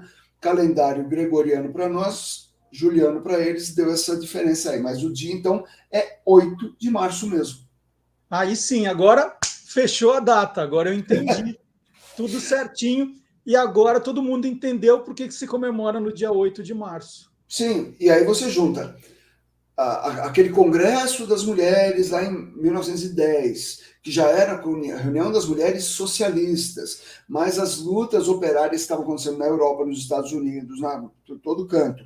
Junta tudo isso com um evento importantíssimo e pá, temos o Dia Internacional da Mulher, que, na verdade, virou o Dia Internacional da Mulher, até para quem não é comunista, porque a ONU abraçou esse Dia Internacional em 1975. É isso. É isso. É isso. Mais uma aula de história aqui com o professor Vardy Marx. Então, já adiantando, feliz Dia Internacional da Mulher para todas as curiosas que nos acompanham. Para todas elas. Vardy, muito obrigado. Te espero aqui a semana que vem, hein? Estaremos aí, gente. Muito obrigado. Feliz Dia Internacional da luta pelos direitos das mulheres. Obrigado, pessoal. Tchau. É isso. Um abraço. Abraço.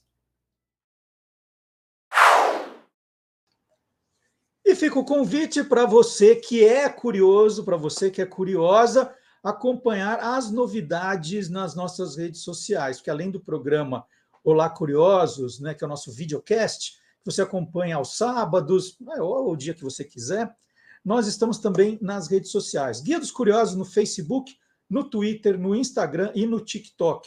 Então você pode acompanhar os vídeos, os links de matérias que nós publicamos no site. É só nos acompanhar, e é muito importante, né, esse engajamento, essa troca. É muito importante que vocês têm feito, né, de indicar. Vocês viram o vídeo e gostaram? Compartilhem, marquem o Guia dos Curiosos para que mais gente possa ver e acompanhar esse trabalho também. Então, agradeço demais. E agora, como nós fazemos todas as semanas aqui, eu vou rodar um vídeo que você viu no TikTok, que você viu no Instagram, uma novidade, uma historinha que a gente conta, no máximo 1 minuto e meio, né? É uma curiosidade assim, ó. Se você quiser mais, você pode consultar o site do Guia dos Curiosos, por exemplo. Mas vamos rodar. Eu contei essa semana, uma das coisas que eu contei é a história do leite Leco, né? Qual a origem do nome Leco? A história é muito boa e eu vou rodar agora. Qual é a origem do nome Leco, do leite Leco? Mesmo que você nunca tenha tomado esse leite, fique aqui porque a história é curiosa. Paul Lehmann saiu da cidade de Langnau, na Suíça, e chegou ao Rio de Janeiro na década de 1920. A família Lehmann deixou para trás uma fábrica de laticínios e queijos. No Brasil, Paul começou a trabalhar para a marca de sapatos suíça Bally. Em 1934, Paul resolveu voltar às origens e abriu uma fábrica de laticínios em Resende, a 280 quilômetros do Rio de Janeiro. Batizou o novo negócio de Leco. A empresa foi vendida algum tempo depois para Hélio Moreira Salles, irmão de Walter Moreira Salles, fundador do Unibanco. Paul Lehmann é pai de Jorge Paulo Lehmann, o bilionário da Ambev, das lojas americanas. Paul morreu tragicamente em 1953, atropelado por um bonde no bairro do Botafogo, no Rio de Janeiro. Em 1982, a Leco foi comprada pela Vigor. E de onde veio o nome Leco, então? De Lehmann Company. Se você quiser mais histórias sobre os leites, né, o Paulista, o Vigor, mais coisas sobre o Leco, o meu convite é visite agora, ou daqui a pouco, a hora que você quiser, o site do Guia dos Curiosos, www.guiadoscuriosos.com.br, tem mais coisa lá. E não é só sobre leite, é sobre as vacas, os bois, cabrita, e por aí vai. Tem um mundo. O reino animal, então, o que tem de coisa do reino animal é uma grandeza. É muita coisa de marcas famosas também. E você que gosta desses vídeos de marca, por exemplo, dá uma olhadinha no TikTok ou no Instagram do Guia dos Curiosos e veja os que você não viu ainda. Tem muito conteúdo. E geralmente as pessoas pedem, né? Ah, fala disso, fala daquilo. Eu falo, esse eu já falei, esse eu já contei. É só procurar, né? É só ir lá e voltando os vídeos e tem muito conteúdo. Dá para maratonar. Da mesma maneira que dá para você maratonar também na página do Guia dos Curiosos no YouTube. Você já está vendo no YouTube? Você pode estar no Spotify, você pode estar no Deezer. Não, se você estiver no YouTube, na nossa página você tem quase 2.000 vídeos. Quase 2.000 vídeos com todos os 121 programas que nós já fizemos, incluindo os Quem Te Viu, Quem TV com Magalhães Júnior. Tem os cortes, né? O programa vai inteiro assim no ar, no dia, no sábado, às 10 da manhã, mas depois nós publicamos em pedaços. Você pode escolher para ver. Você fala assim, olha, eu só quero ver o Ward Marx. Tem todos os que ele já fez. Tem muito conteúdo bacana, muito conteúdo curioso para a Head Full of Intelligence. Né? Isso que é muito bom. E né, eu fico falando tanto das redes sociais, mas também vou indicar os meus livros aqui, principalmente para professores, diretores, educadores. Está naquela fase que os professores já estão escolhendo os livros que os alunos lerão esse ano. Aquelas leituras paradidáticas importantes. Então, olha, Esquadrão Curioso, Caçadores de Fake News, é o meu livro agora mais procurado, e é um livro que foi o primeiro livro a falar de fake news para crianças. É uma aventura, é muito divertido, e a criança já vai percebendo o que ela tem que fazer para não cair em fake news. Muitos adultos ainda não aprenderam. O Gilmar Lopes está tentando aqui ensinar. O Mistério da Figurinha Dourada, um suspense super legal, que é uma homenagem ao João Carlos Marinho, o escritor do Gênio do Crime. Então está aqui. Parabéns a você, a história da Dona Berta Celeste, que foi a criadora da letra do Parabéns a Você, que completou agora em fevereiro 81 anos. É uma história também, é um romance juvenil totalmente inventado, mas tudo que eu falo sobre ela é verdadeiro. É uma história muito bacana, que as crianças vão gostar também. Esse aqui é o meu primeiro romance infanto-juvenil, Jogo Sujo. É uma trama que fala dos bastidores do futebol. Esse aqui é o Zuba, jogador que desaparece, é sequestrado na véspera de uma final. Esse aqui é o uniforme do Dínamo, e é um tremendo suspense policial. E, por último, Independência Zero, a volta do Esquadrão Curioso, aí numa aventura de época, né? A volta a 1822, e aí o que acontece na cena da independência do Brasil. Então, professores, educadores, pais, algumas dicas de leituras aí para as crianças. E agora, saímos, né? Eu estava falando das redes sociais, agora falando dos livros, e a gente vai voltar para falar de inteligência artificial agora. Quem lê bastante, quem se informa, tem inteligência natural. Fica inteligente naturalmente. Agora, quem quiser ficar inteligente artificialmente, vai ouvir agora a minha conversa com o Marcelo Abud, criador do blog Peças Raras, uma autoridade na história de rádio e agora nas novidades de podcasts. Vamos acompanhar.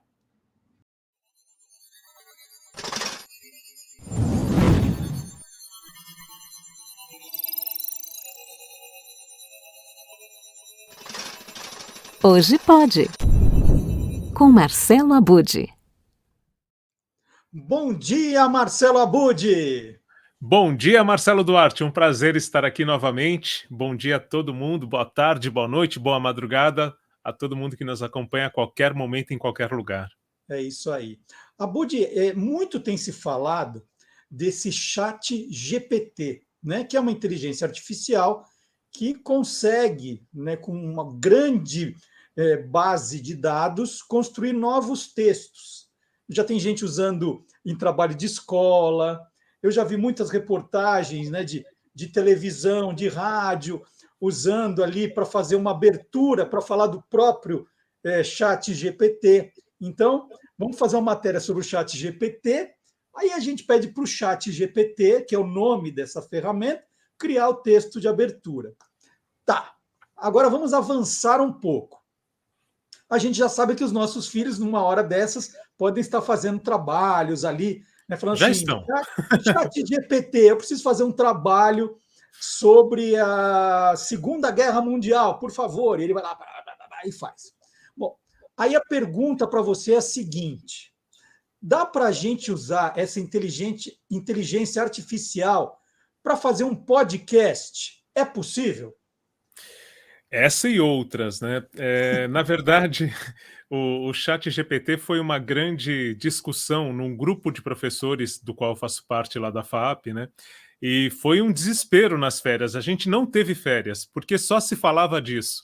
E aí, um dos professores resolveu pedir para o ChatGPT criar um roteiro de um podcast de 5 minutos falando sobre microfones apropriados para se gravar um podcast. E aí, esse roteiro, ele veio com uma sugestão de nome para o podcast, ele veio com o momento em que deveria entrar, claro, a vinheta de abertura, mas não só. Você falou da abertura, ele faz a abertura, a fechadura, faz tudo.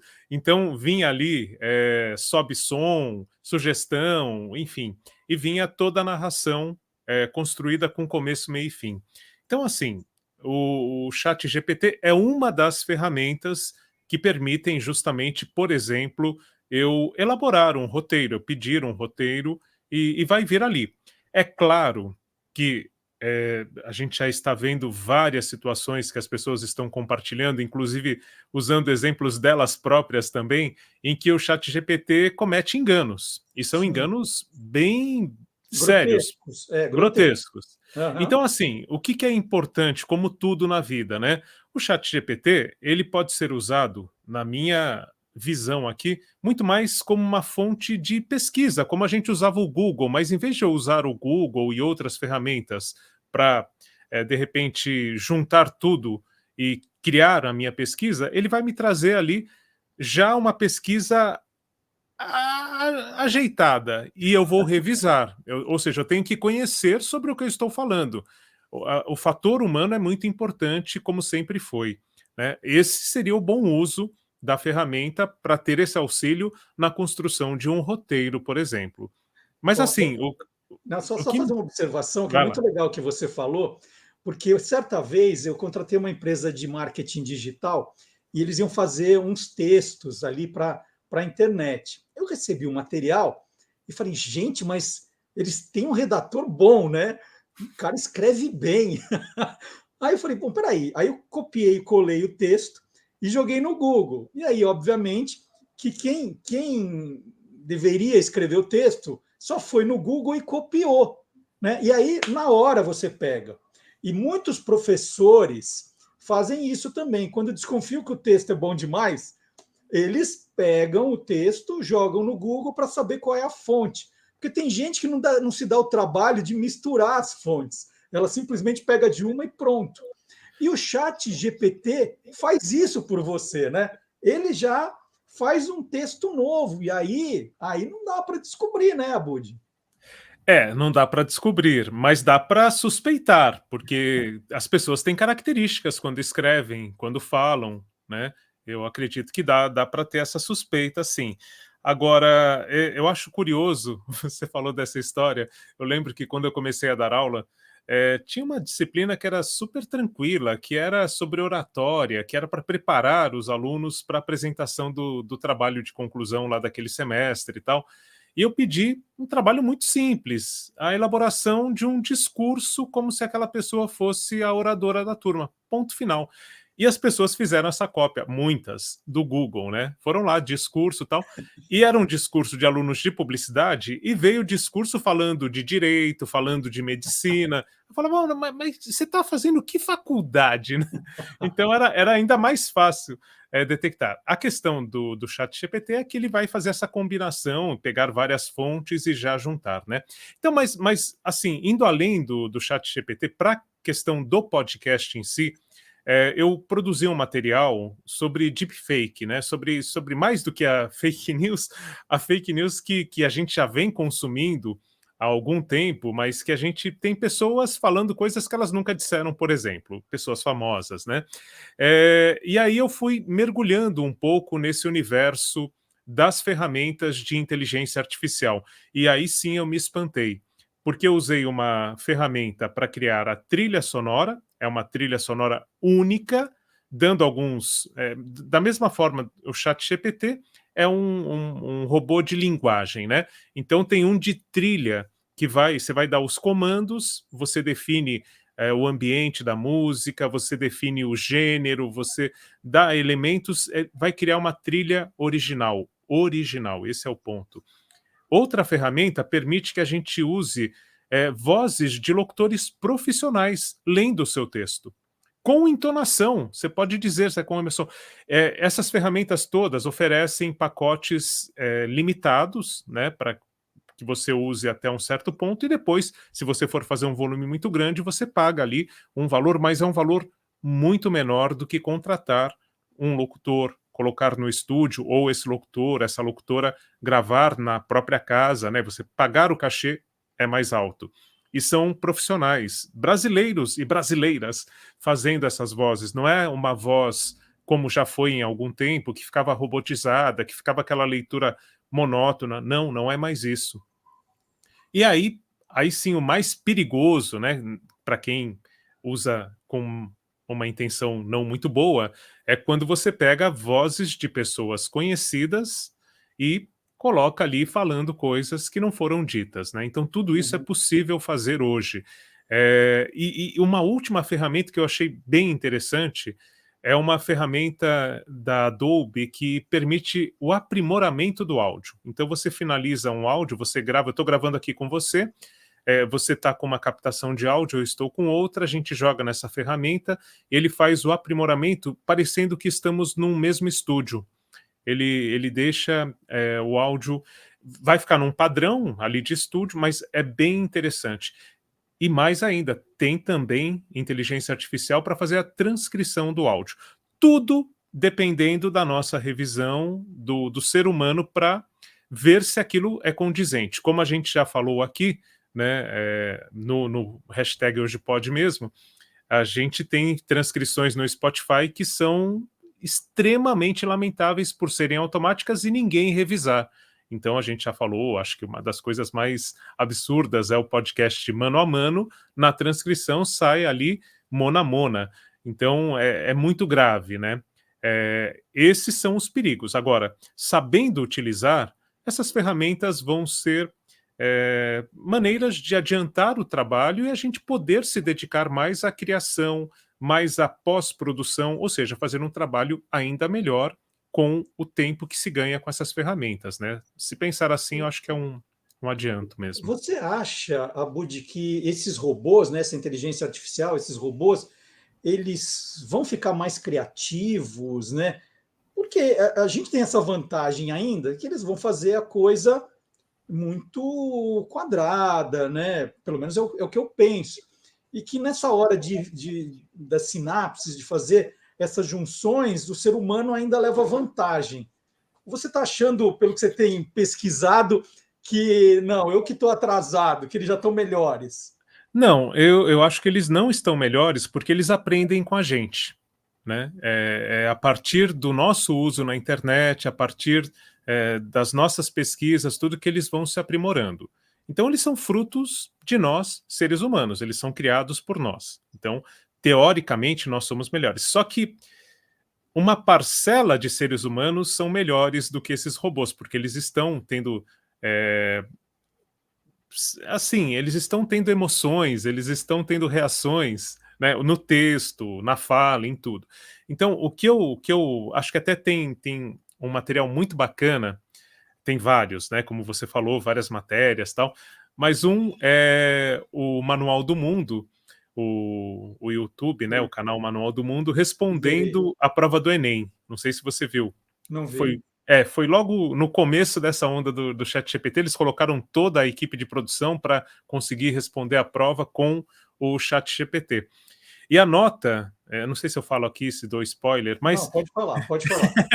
A nota da prova do Enem foi 6, alguma coisa.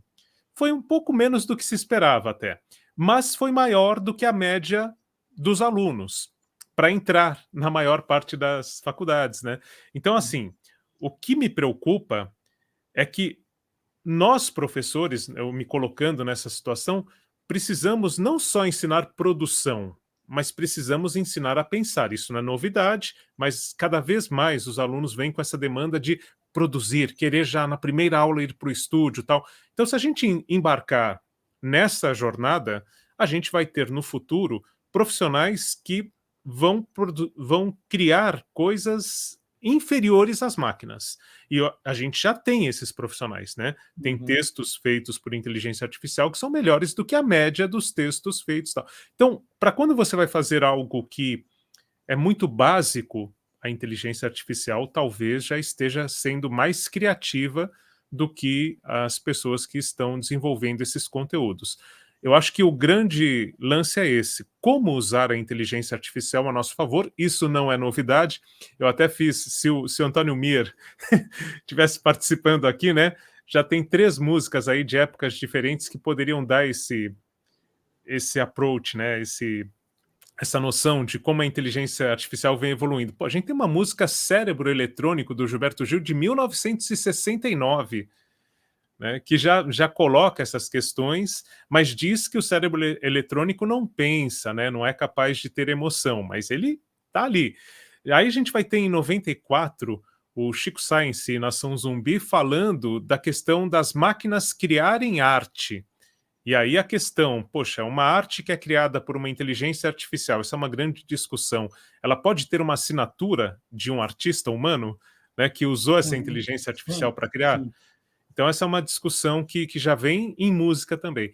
E aí tem uma terceira música, tem várias, mas tem uma chamada Termos e Condições, que já é de 2018, do Emicida com Erasmo Carlos, e que aí vai colocar muito essa questão de como a inteligência artificial está nos dominando, sendo que o ideal seria o contrário, né? A gente está criando inteligências artificiais para nos ajudar, mas a gente cai muito nessa armadilha, a gente, humanidade, né?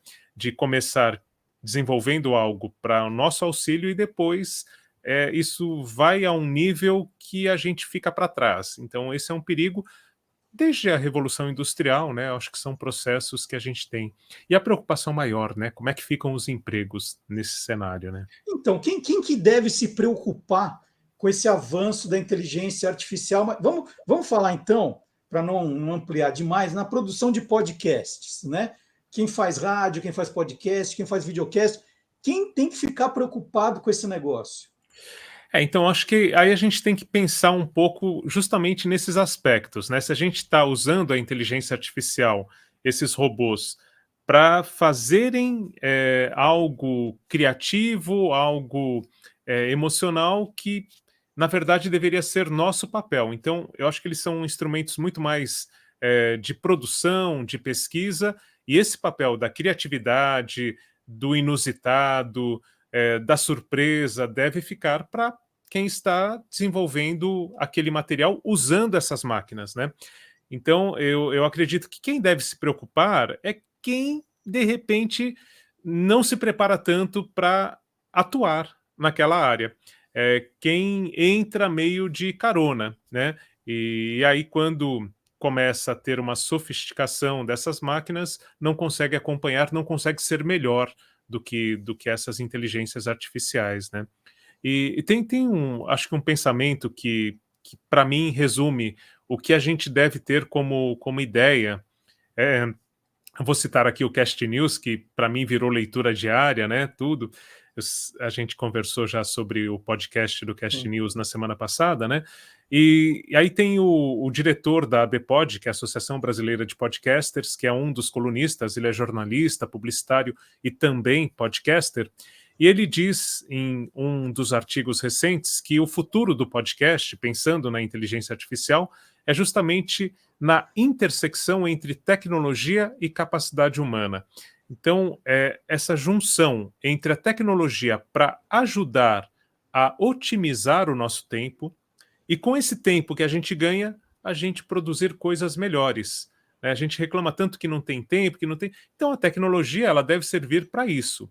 E aí, com esse tempo que a gente ganha, o aprimoramento, o nosso estudo, a nossa leitura, o nosso empenho, a nossa experiência, né? Não ter medo de fazer coisas diferentes e errar também, e depois ter esse tempo de corrigir. Então, a tecnologia ela pode nos ajudar nesse sentido. Eu acredito que esse é o ponto. Agora, se a gente não ficar atento, realmente elas estão aí para fazer locução, para fazer trilha, para fazer roteiro, para fazer tudo, né? É isso. Muito legal esse papo com o Marcelo Abud, quem acompanha o Marcelo Abud já sabe que ele está no blog Peças Raras também. Ele faz esse trabalho bem bacana que ele citou aqui para o Instituto Claro, né? Tem os podcasts, tem ali no Spotify, você vai encontrar a conta do Instituto Claro. É isso, né? É Instituto Claro que a gente coloca. Isso, Instituto Claro, e sugiro, tem um lá justamente sobre inteligência artificial, tudo mais, que eu usei várias dessas ferramentas, e a dica é, na transcrição, que foi feita por mim, não por não por um robô, nessa transcrição tem os programas que foram usados para fazer a trilha, para fazer a locução, para fazer todos aqueles caminhos ali. Então, quem quiser experimentar, está tudo lá também. Maravilha. Muito obrigado, Marcelo Abud. Até a semana que vem, hein? Combinado? Combinado. Valeu. Um abraço. Um abraço. E olha, essa notícia que vem agora, a gente tinha que colocar nesse momento aquela vinheta do Plantão da Globo, né? Plantão do Jornal Nacional. Aliás, no site do Guia dos Curiosos tem a história dessa vinheta, viu, gente? Aquela musiquinha. Tem essa história, quando ela foi criada, a primeira vez que ela entrou no ar, tem isso no Guia dos Curiosos, no site do Guia dos Curiosos. É só dar uma espiada lá. Bom, mas eu estou dizendo tudo isso para anunciar agora o Gilmar Lopes, que é o criador do E-Farsas, um dos primeiros, acho que o primeiro, mas vou falar um dos primeiros aqui, para não cometer nenhum tipo de erro. Um dos primeiros checadores de fatos do Brasil. Ele começou com essa história de pegar uma notícia, é verdade, não é, deixa eu procurar, tal, e hoje todo mundo faz, mas o Gilmar estava ali, ó, chegou na frente. E hoje ele vai revelar aqui o que está rolando na internet, que é digna de um plantão do Jornal Nacional.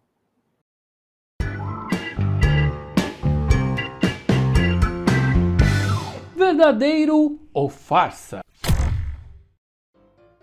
É verdade que o âncora do Jornal Nacional, William Bonner, acabou de falecer? Que notícia triste, né? Pois foi isso que circulou há poucos dias nas redes sociais. De acordo com o texto, que foi bastante compartilhado, o apresentador do Jornal Nacional teria sido assassinado. E é claro que um monte de gente entrou em contato querendo saber, será que essa história é real, hein? Será que isso é verdadeiro ou farsa?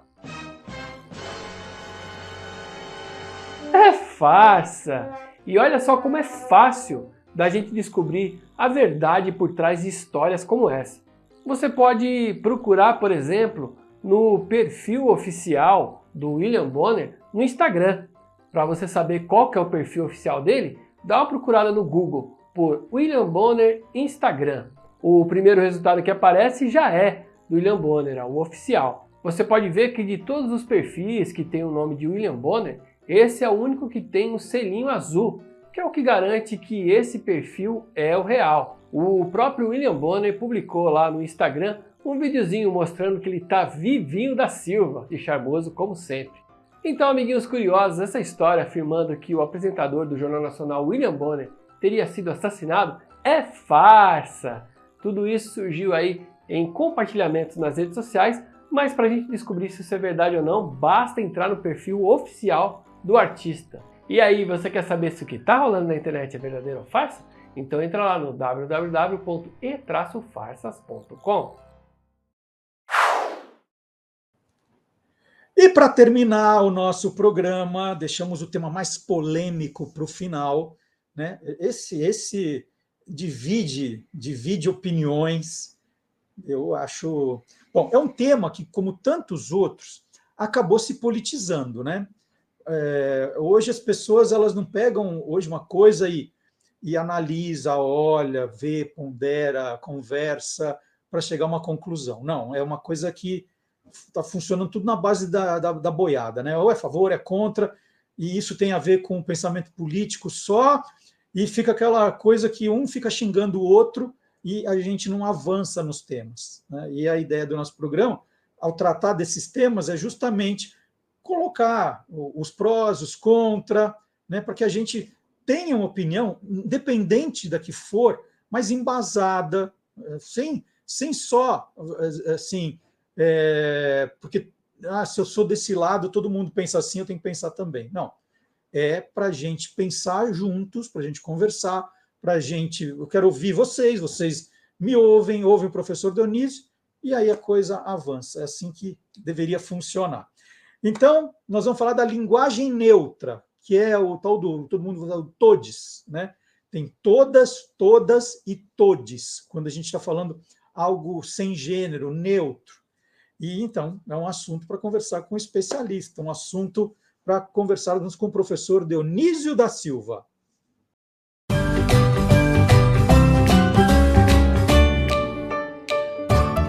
Palavra nua e crua. Bom dia, professor Dionísio.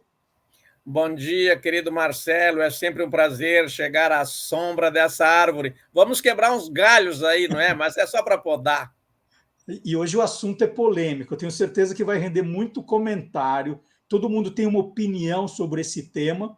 Então, eu quero saber a sua. E a gente parte de uma notícia que saiu em jornais, na televisão, na internet. O Supremo Tribunal Federal derrubou uma lei de Rondônia, que proibia o uso da linguagem neutra na grade curricular e no material didático, né? Aquela coisa do todas, todos e todes, por exemplo, ou com o X, né? Era uma lei estadual que proibia e o STF disse não, quem pode legislar sobre isso é o governo federal, né? E aí tem toda a discussão. Primeiro, eu queria saber a sua opinião sobre isso, professor. Olha, a minha opinião sobre isso, para começar, é muito simples. Eu acho que são todas bobas. Não é porque a língua tem uma estrutura consolidada, já tem 1 milênio, e não vai ser pela imposição deste ou daquele, de uma moda, que ela vai mudar uma questão estrutural. As palavras mudam todos os dias, muda também a forma de serem pronunciadas. É evidente que os imigrantes árabes, japoneses, alemães, italianos e os das diversas etnias e culturas que para cá vieram pronunciam as palavras do nosso português ao modo deles e, às vezes, prevalece a pronúncia deles. Eu ontem mesmo via na televisão um anúncio de veículos, eu acho que era de veículos, da Volks, alguém imitando o sotaque alemão de falar o português, outros fazem imitando o italiano, outros o japonês, e assim vai. Mas na estrutura da língua, a estrutura da língua semelha, assim, chutatis chutandi, os pilares, os fundamentos de um edifício. É muito perigoso mexer ali, pode cair. Mas há uma razão anterior. Eles não têm o direito de fazer isso porque a língua é patrimônio público. Quanto ao que disse o Supremo Tribunal Federal, data vênia para aquelas excelências, eu queria dizer que não tem como, nem que queiram por esse motivo ou outro, 11 ministros, ou a maioria, como é o caso, se for 6-5, como tem sido votações decisivas, decidir se vai mudar de todos para todas e tal. Não. Mas tem uma coisa, Marcelo. O que acontece também no Brasil, em várias outras questões, é que as questões são mal formuladas. E aquilo que é mal formulado, daí é mal decidido. As pessoas podem falar como preferirem. Não existe uma regra para isso. A presidente Dilma era chamada presidenta, mas não era porque se fazia necessário esta palavra.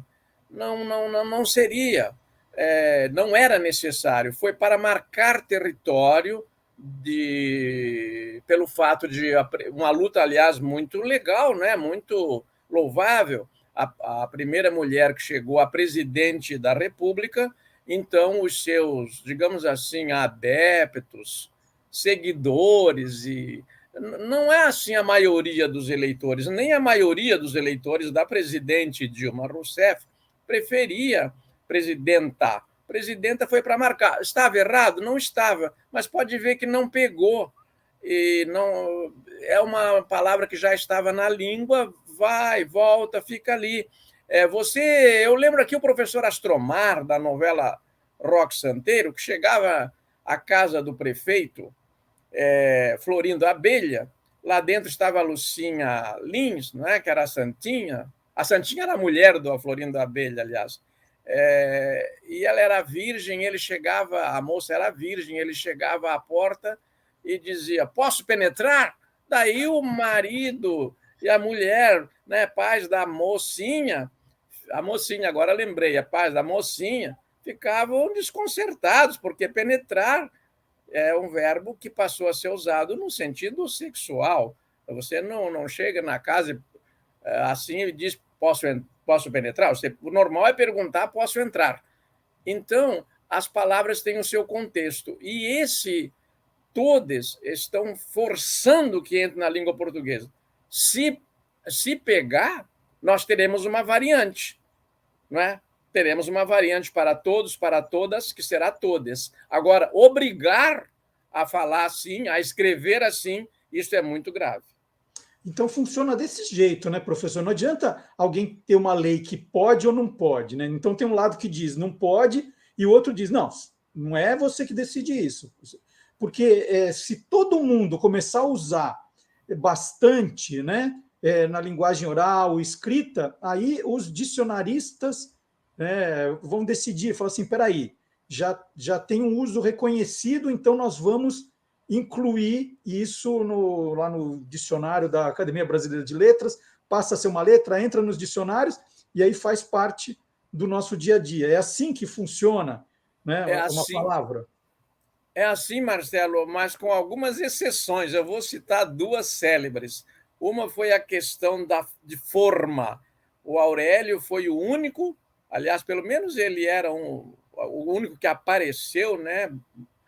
Deu a cara a tapa, como se diz, quando o acordo ortográfico tirou a palavra forma com acento circunflexo, dizendo que só existia forma. Ele falou: não, forma não pode ser abolida da grafia portuguesa, e hoje nós temos as duas, a palavra forma e a palavra forma, e está lá grafada com o indispensável acento circunflexo.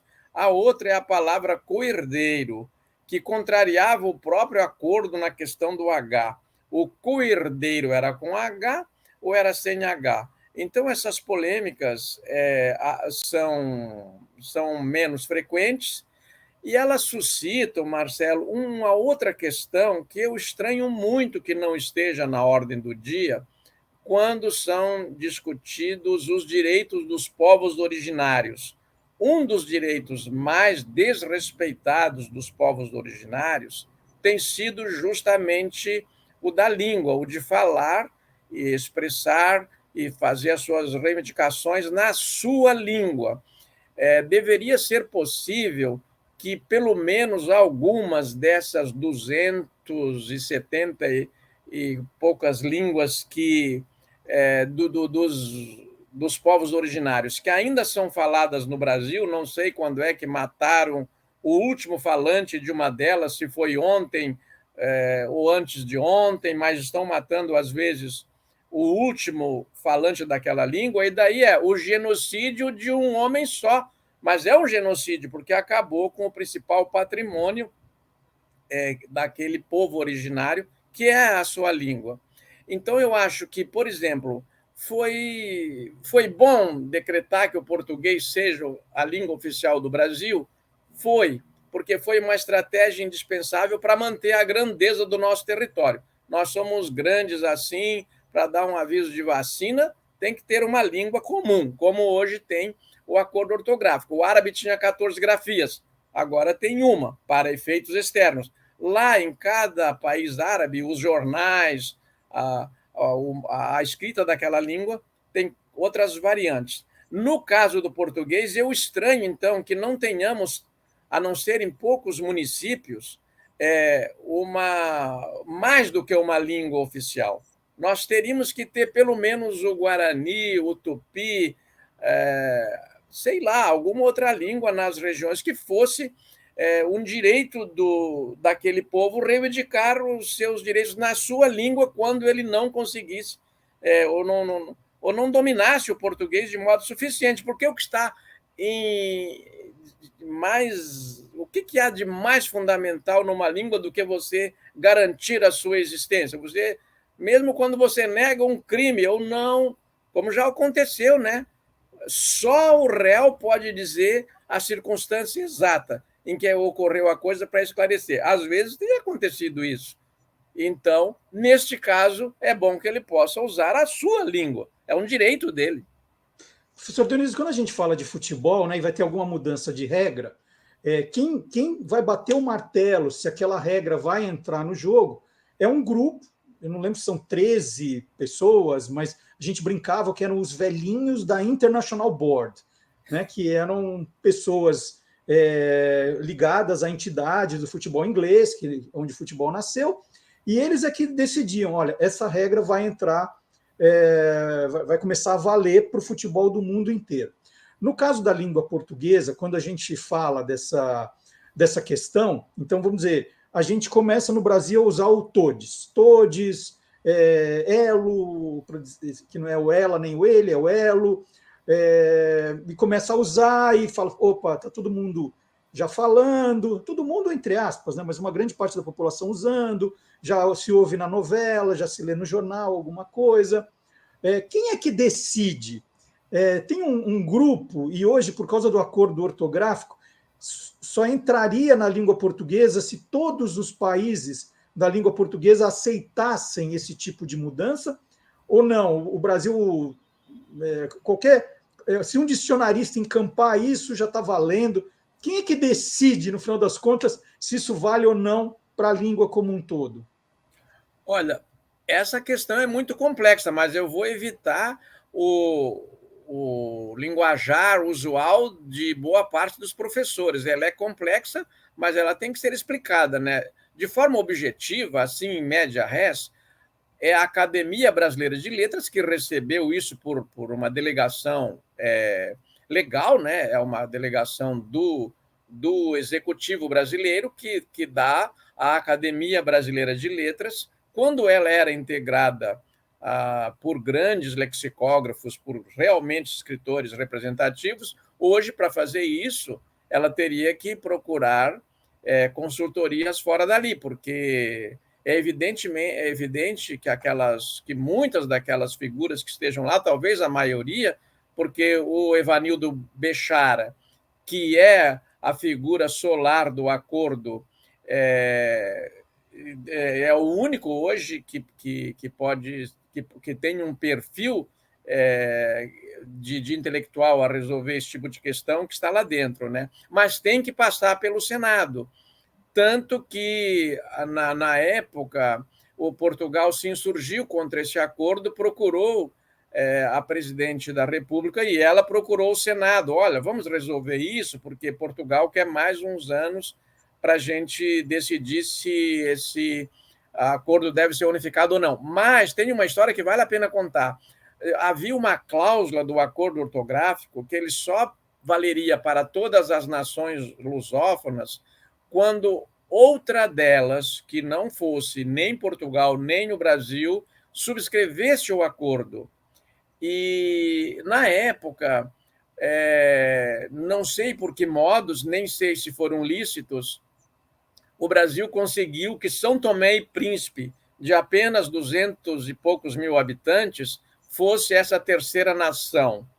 E, claro, que Portugal se insurgiu, porque o Estado português confiou no Estado brasileiro, nunca pensou, nem sequer imaginou que o Estado brasileiro fizesse isso com Portugal, e hoje vivemos já há muitos anos, né, um racha em Portugal, porque a metade do país aceita o acordo e a metade não. O Brasil não deu muita bola para isso, aceitou o acordo ainda antes de promulgado e saiu aplicando nos jornais. Se não me engano, a Folha de São Paulo foi pioneira em acatá-lo, não é? Tirando o Trema, por exemplo. Aliás, o Trema deixou saudades, não é?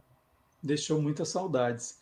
Bom, a gente teve uma explicação aqui do professor Dionísio da Silva, lembrando sempre que o professor Dionísio é autor de Onde Vêm as Palavras, entre outros livros, é que esse é o meu xodó, né? Esse eu mostro bastante aqui, de tanto que eu gosto de consultar, da Editorial Medina. Tem um link aqui na descrição do nosso vídeo, tá no YouTube, no Facebook, no Spotify, no Deezer, na descrição, você comprar direto o livro, você vai adorar.